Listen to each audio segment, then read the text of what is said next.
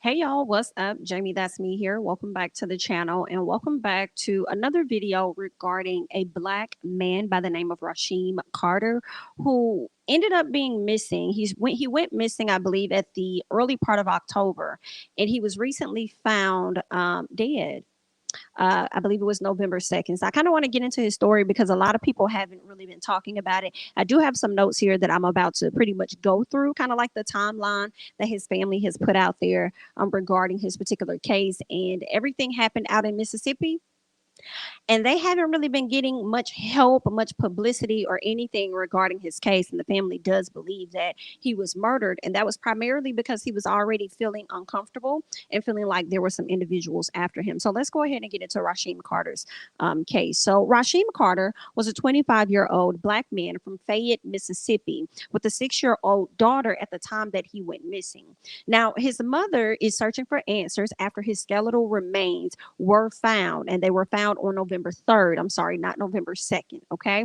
So sad, so tragic. Okay. Now, in September of 2022, he had got a new job with Trillium Staffing Company. And when he got this job with Trillium Staffing Company, it was understood that he was going to be working for a company called Georgia Pacific, right? And he was to start that job on Monday, September 26th. Okay. So on September 25th, he was getting everything in order, making sure he's good to go so that he can go and do this contract job out in Taylorsville, I do believe, Taylorsville, Mississippi. Okay. Now he ended up having some car trouble. So because he was unable to take his car with him down to Taylorsville, he ended up getting a ride from his cousin. So Taylorsville, I'm not sure how far Fayetteville is from Taylorsville, but I do know that he went to a hotel called the Super 8 out in Laurel, Mississippi. Now, out there in Laurel, Mississippi, I believe it's about a 28-minute drive. He was going to be living in a hotel while he does this contract job out in Laurel, Mississippi, and he was going to be traveling down to Taylorsville, Mississippi, where the job is located. So that was about a drive from Laurel to Taylorsville is about 28-minute drive, but a walk, keep in mind, is about 7 hours. Okay, but let's go ahead and keep going. Now he made it to the Super 8 in Laurel, Mississippi, as I told you guys. Okay, he got his cousin to take him to the Super 8 out there in Laurelville, Mississippi. Not Laurelville, I keep saying that. It's Taylorsville and it's Laurel, Mississippi. Okay, he got his cousin to take him to Laurel, Mississippi because he had a job in Taylorsville. Now, there was a guy by the name of Eduardo that he was actually living with or was going to be sharing a room with at the Super 8, from my understanding. Okay, now he's roomed with this guy before, from what I'm learning. He's roomed with him before, so it was not a thing for him to room with him again. And Eduardo was like, "Yeah, you ain't got no car? Like, cool, you could ride with me to work. Like, of course, it's not a problem. Like, yeah, you could ride with me to work, right?" So he made it to Taylorsville early on that Monday morning. And he dropped his things off at that Super 8, okay, the hotel or whatnot. He rode into work with Eduardo. Okay. Now, on Thursday evening was when his mother spoke to him, and that was on September 29th. And the mother said that she FaceTimed him, and she said that he kind of looked like he had some issues or some problems or something was going on with him. But of course, Rasheem just pretty much brushed it off like it was nothing. It wasn't a big deal or whatever. He just said, "Listen, I'm just tired." Right. So it wasn't until Saturday, September 30th, when Rasheem called his mom and told her that he and Eduardo kind of had a disagreement or whatnot.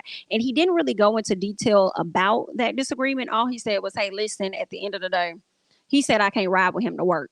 And I'm like, whoa, it must be that deep and that serious for y'all. Like, I want to know what the argument was about that he said that you couldn't ride into work with him. Like, what? That's crazy. So Rasheem, from my understanding, Rasheem got off work and started walking towards Taylorsville. Okay. And see these, and how this sounds is kind of is it's a little messed up. I don't believe that he got off work and he started walking towards Taylorsville. I believe he was headed to work. Okay. He's headed to work over in Taylorsville. And I told y'all, when you're walking, because he started to walk because the roommate said, "No, you can't ride with me to work." Why? Like, what? When like, that was very insensitive. But anyway, so he started to take this walk. Well, as he was headed to Taylorsville, he ended up getting a ride with some guys, and they dropped him off in Taylorsville for the job, right? So what we're learning is that he got out at a Junior's Food Market and he stayed there trying to get a ride back. So he went there. He went to work, all that good stuff, and then now at this point he's trying to get a ride back to take him back to Laurel, Mississippi. He needs to get back to that room, the Super 8 hotel. Okay, so he also, once he got a chance to talk to his mom at some point that day that week, he was telling her about how it was a white truck that was following him, and it had about what, three white guys or something like that in the truck, and they were kind of like sending threats to him basically. So it was at this moment he started to kind of worry about, like, okay, I'm worried. I ain't got no car on, no nobody out here. I'm out here by myself. Like, anything can happen. Like, let me make sure I let my mama know. Listen, if anything were to happen to me, you need to check these dudes out because something not right. Okay. Now, what else we're learning is that eventually his mom does tell him that, maybe you want to call the police. Maybe you want to go and, like, make sure they know everything that's going on. Maybe they can protect you, of course, right? Because his mom wasn't there. So that was the expectation. All right. So let's see what else they're sharing. All right. Now, they said that he walked over to a Family Dollar and walked around in the store. While he was in this store, he said that he overheard a cashier answering somebody on the phone. And I believe the person asked, like, is he there? And then, of course, the person says, yeah, he's in here. And that kind of freaked Rasheem out. Now, we don't know if the person was asking specifically about Rasheem or asking about somebody else, another employee in the store. But whatever it was, it freaked him out because he was already freaked out by the other three men that were trailing him and spewing insults and threats to him, right? So with that, he decided that he was going to leave. He ran out of the store. Okay. So he just felt like somebody was after him at that point, and that's when he ended up going to the police station. Okay. When he got there, he told the dispatcher that somebody was trying to harm him really bad. Assuming that there were, I guess, no officers at the location, he told the dispatcher, but once he got to the station, I guess no one was there. So he went over to an Exxon where the police ended up meeting him over at the Exxon. Girl, what? I guess when it's those small towns like that, like Taylorsville, like, I guess you don't have enough officers. Like, I don't understand. Like, let's keep going. I hate that. All right. So he talked to the officer, met him at the Exxon, told him everything that was going on. He actually asked the officer if the officer could give him a ride from Taylorsville to Laurel, Mississippi, which is only, again, guys, a 28-minute drive, which would have took the officer about an hour, right? He would have drove down there and then came back. Whatever it was, he said that he could not take him because it was outside of his jurisdiction. I feel a way about it. I feel like he was being bogus. I feel like he was full of like, you could have took that boy, like, quick up there. Like, you could have just dropped him off, like, real quick. I don't know the particulars, but that would have been your good deed as an officer for that day, taking this young man back to Laurel, Mississippi. And I just really hate that. I hate that so much. I hate, like, it's so many questions that I have. Clearly that baby needed that job. He needed that money, because I hate that he even had to walk.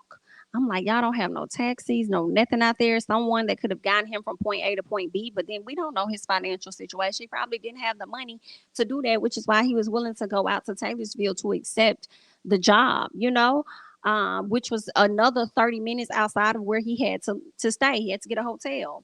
Right. And I believe the officer, once he linked up with the officer, and the officer told him, like, hey, I can't take you to Laurel, Mississippi, because that's outside of my jurisdiction. But what you can do, you can go ahead and get you a room over here at the Royal Inn or something, he told him. And Rasheem was like, no, I don't want to do that. Like, I don't want to get a room. And I'm starting to think, like, I don't even think the baby even had the finances to really get the doggone, room. I don't know.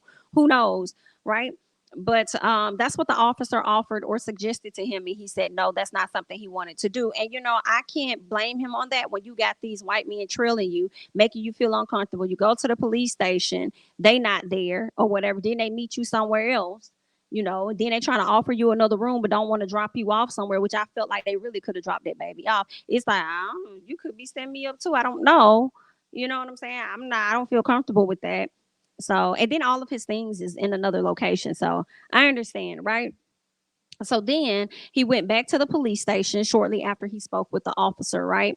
And the officer said that Rasheem actually was pacing back and forth. Okay, he was pacing back and forth. Yeah, because that baby anxious. He was nervous. He was trying to figure out how he can get the hell up out of there, or what can he do to possibly get back to his stuff, at least get back to the room, right? So they said that he asked the officers if he could stay there and wait on his ride to come, because I do believe he was in touch with his family. He was trying to find out whether or not somebody could come and get him. Okay. From my understanding, he was being in touch with his family. So he asked the officer, like, hey, can I stay here? Can I just wait for my ride? They told him no. we don't have any room for you. Okay. Now, this is coming from what the family is notifying us of, because they're saying that someone was on the phone with him the entire time. A lot of the different weird things was happening. He had somebody on the phone, so they were overhearing a lot of things in the background. And they told him, no, we don't have no room for you. Excuse me? You don't have no room? Well, why am I sitting here right now if you ain't got no room for me? What do you mean you ain't got no room? Y'all just didn't want to help that baby. So the family worked on getting Rasheem a ride out there, and eventually they did. They did get a ride. They had a family friend that was going to go out there, grab this young man up, and bring him back home. Well, when the family friend got in the area, y'all, this is just, ugh, I hate him. Baby was nowhere to be found. Nowhere to be found. They drove everywhere. They went inside stores, this and that. Nowhere to be found. Okay. I believe they went back to the police station, talking to the police, saying, hey, I can't find this young man. I know that he was here, X, Y, and Z. They said the police officers were very rude and disrespectful to them. Okay, so they ended up having to leave without Rasheem, and they didn't know where he was. I don't believe his phone was working, so they weren't able to talk to the young man at all. They couldn't locate him, because actually when they went down, the family friend, he sent them his location pin. Okay, he sent them the pin of his location, and once they got to that location pin, he was nowhere to be found. And that's when they went into different stores, went to the police station. They went looking for him, and they could not find him. Right. So that's what ended up happening. So when they could not get answers from the police or any assistance from the police to try to help them find out where is this young man, when this young man actually came to y'all seeking help, he came to y'all letting y'all know that he was worried, he was concerned, somebody was after him, whatever the case was. They pretty much just brushed it off, didn't want to give him a ride back, and didn't want him to stay at the station, but would tell him that he can go over there and get him a hotel at the Royal Inn or whatever the case was, right? So I don't know. I feel a way about it, guys. So then the family decided, after not getting no help, and it's crazy because the baby had only been in Mississippi, Taylorsville, Laurel, Mississippi, for about what, 1 or 2 weeks, if that, if that. So that's when because he went to the job about on the 26th, September 26th, and then I think around like the second or so, second or third, he started to have some issues. Yeah, he started to have some issues over there. Um, that's crazy to me. That's good. The baby wasn't even there really a full week before trouble started to follow him as soon as he touched down, which is really, really crazy to me. Right. So the family decided after that week or so, within that first week, which I believe would be Rasheem's the second week at this location, they ended up doing their own search party. They couldn't really get no help from nobody, so the family started their own search party, and they looked for him. They put signs up and everything in the area, and from what I'm understanding, there were people in the area that were snatching their signs down. Girl, it's definitely giving a hard racism, girl. Whenever you have a city in the South with a Ville on the end of it, hello, girl. The Villes are staying. I don't know what the acronym is, but girl, it's definitely giving. That baby could have been unalive because of his race, and I'm just gonna be real frank and tell you what it is that I believe. Okay, that's my opinion. That's what I think. Okay, but let's keep going. All right. Now, after they did their own search and stuff, nothing came up. They couldn't find them or anything. And then eventually, by the end of the month of October, from my understanding, I believe the officer, let me make sure I get this right. Okay, they said now, after the family finally performed their own search party, okay, without the help of the Taylorsville police, they eventually learned that their son was caught on a deer cam. So there was a man that had private property, he had a camera on his deers and stuff, and he saw this young man on the camera. Now, it's not clear whether or not Rasheem was walking, whether he was put there, whether he was interacting with anyone. That's not clear, because what I'm understanding, the family only got photos. They didn't get the footage of what was caught on that camera. So then whoever the property owner is, the property owner came out and gave that information, from my understanding, to the police, and that took place at the end of October. The end of October. So then I guess once they got the video and stuff, that's when the officers decided to do like a search or whatever. And that's when they ended up coming upon the remains of this young man on somebody's private property. And that took place around November 2nd. I thought it was like the second or the third, one of the two. Okay. I believe it could have been the second. That's what the family is saying. So it could have been the second or the third, but his body wasn't found until the second or the third of November, early November.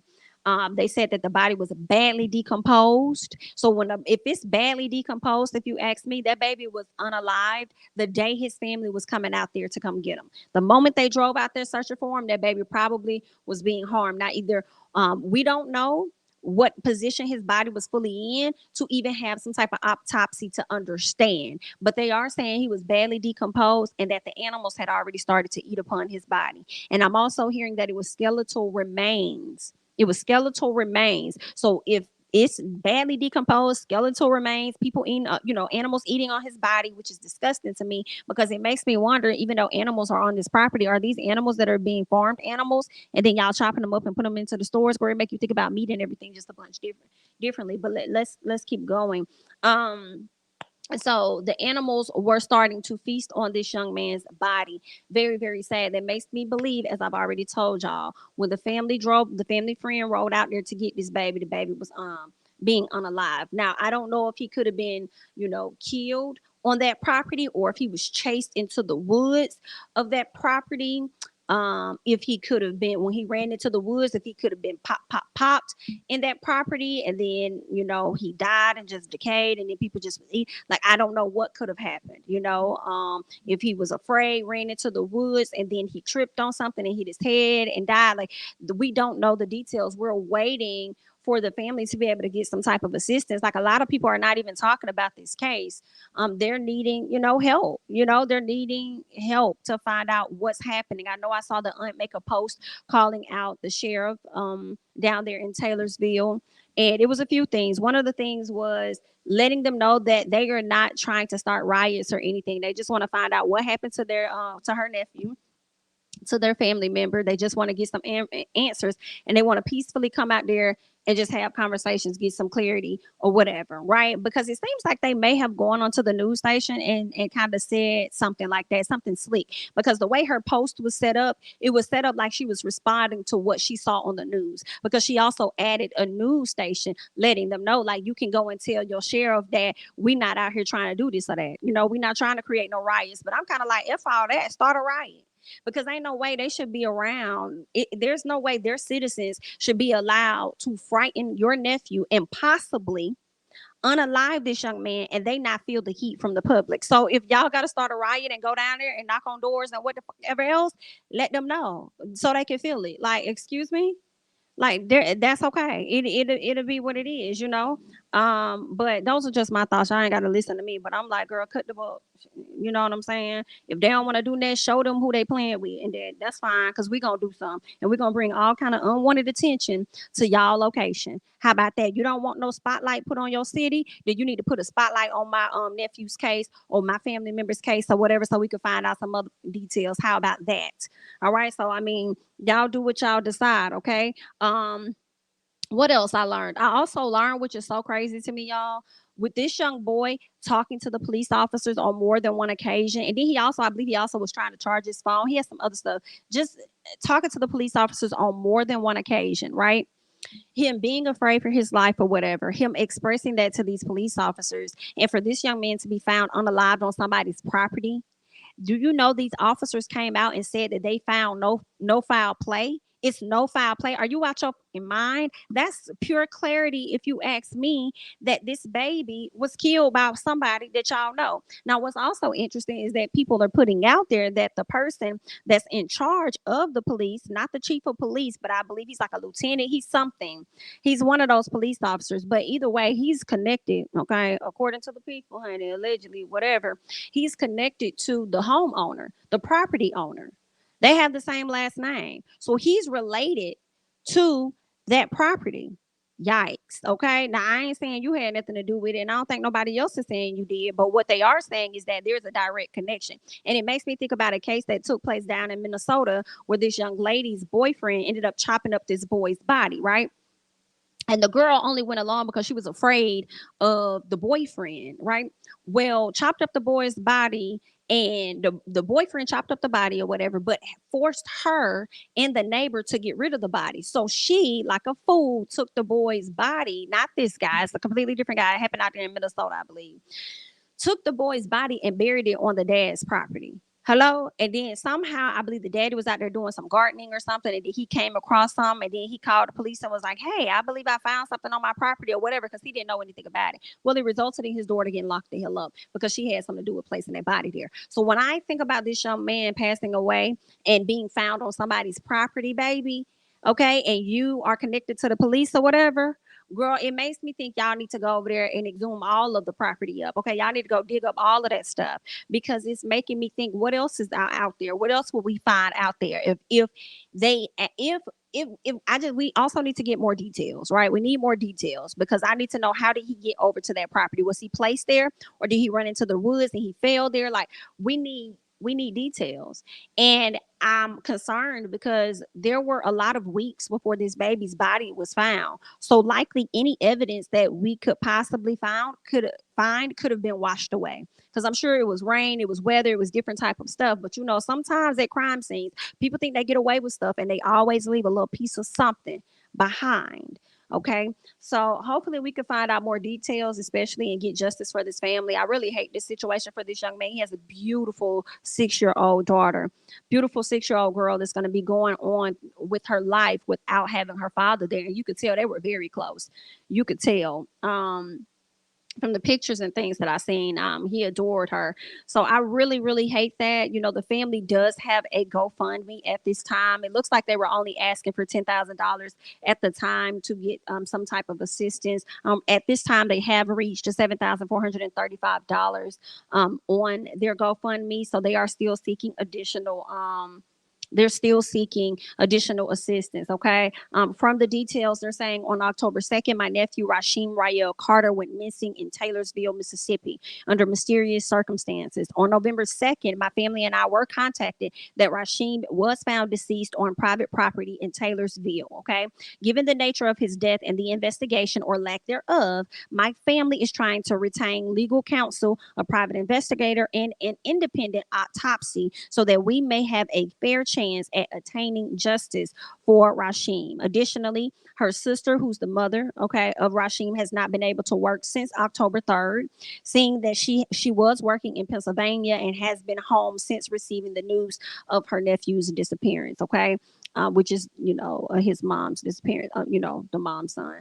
But the purpose of this account is to raise funds to help defray the cost in seeking justice for the nephew, for Mr. Rasheem, and to help alleviate the financial stresses that have been accrued throughout this process. Okay, thanks in advance for the monetary donations, big and small, prayers and support. You have no idea how much it has meant to their family. Okay, so definitely sending my condolences out to that family, and hoping that this video does something to, get some type of eye on what happened to Mr. Rasheem, and also be able to, get more support for that family. But that's all that I have. I'm Jamie. That's me. You guys don't forget to like, comment, subscribe, share my videos, follow me on Instagram and Twitter at Jamie. That's me. And I'm going to catch you guys in the next one. Bye-bye.